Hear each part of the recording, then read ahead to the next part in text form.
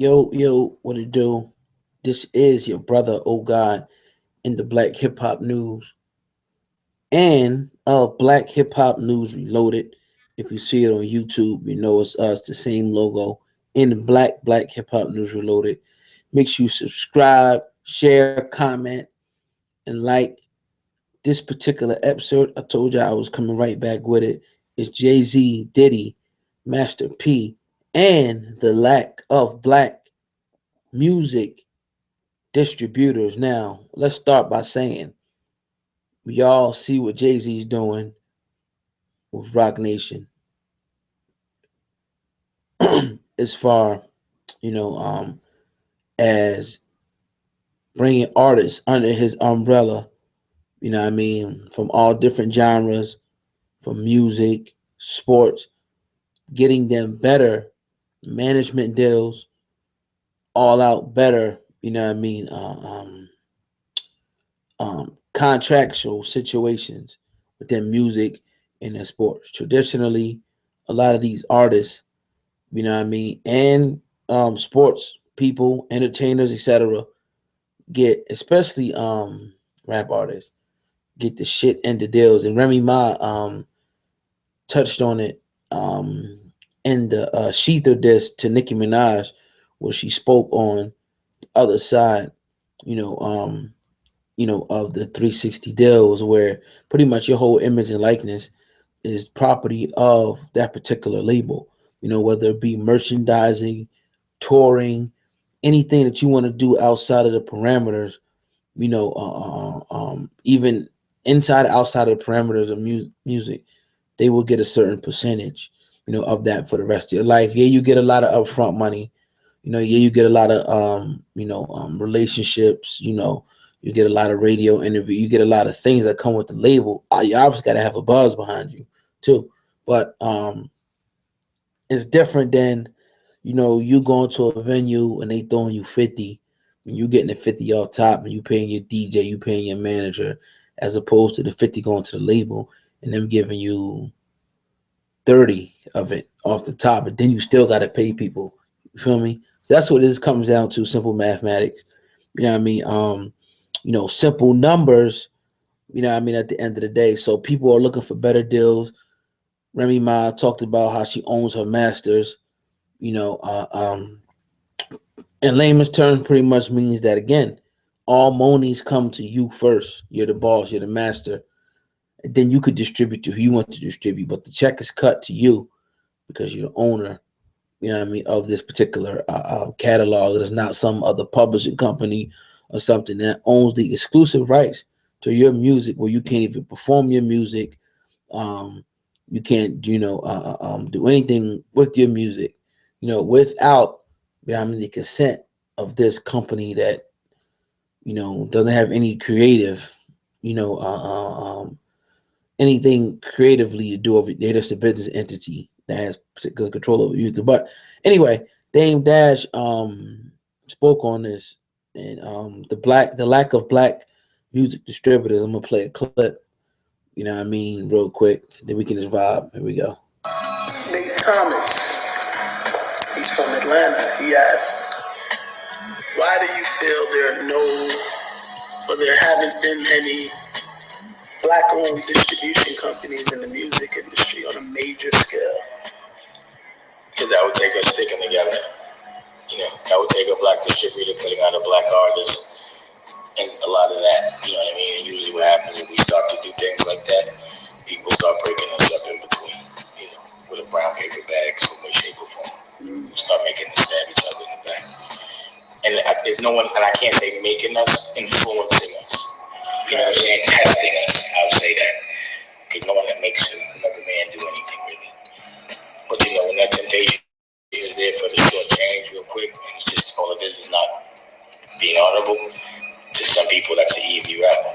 For me, the non-honorable route karmically in the end will always get you. It's not about the paper. It's about how you feel about yourself. You know what I mean? Like, again, if you're a wealthy person, meaning you got a lot of dough, but you don't like yourself, then you broke. I feel you. You know what I'm saying? That's wrong. What's the sense of having all that dough and you still don't like yourself? How many rich people keep killing themselves? True. This is into being rich if you don't like yourself. You don't like yourself and your kids is unhappy. They probably unhappy because you don't like yourself.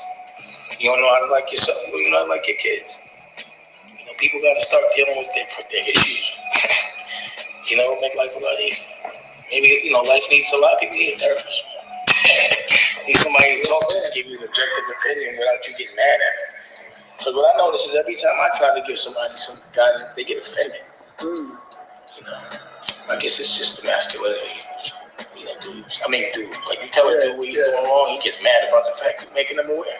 Have you looked at a way to adjust it? Have you always said, that's the fuck on this. I need to be doing that shit. Like I said, all I got to worry about really is my kids, man. And my one woman, man. That's all that counts. It takes so much time trying to help other people that don't want to be helped. The reality is, if someone's in my circle and they tell me something, I got. All right, so basically, that was a little clip what Dame spoke on. Basically the lack of unity. People willing to take side deals. What I mean, in order for this black company to take shape and form that we can't control a particular segment of our own artistic expression that we put out. It's not allowed for us to control any aspect of it.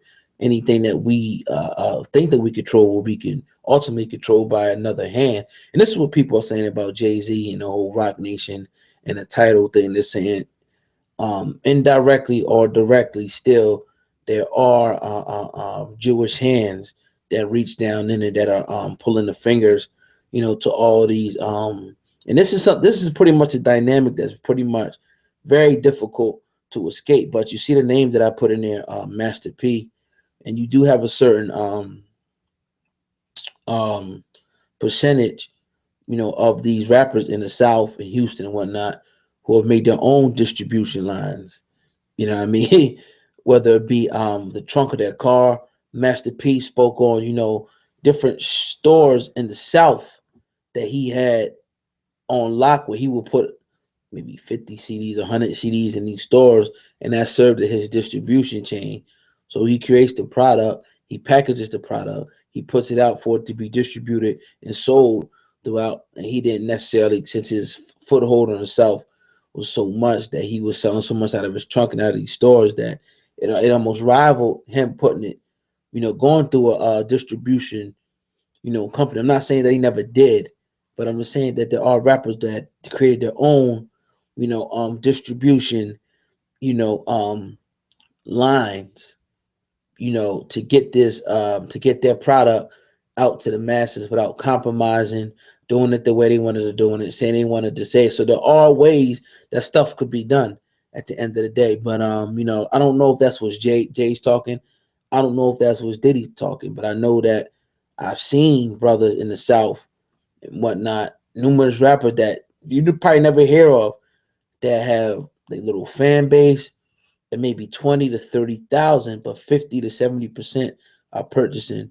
When they put at whatever it be set $10 a piece, at 50,000, you do the math per year, every 2 years, or however they put a CD out, equals up to a large amount of revenue that does not have to go into a record company. First, it goes directly to you and your business at the end of the day. So there are ways, and I do admire brothers, that make, if you give me a barrel of lemons, I gotta go on the freeway and make lemonade.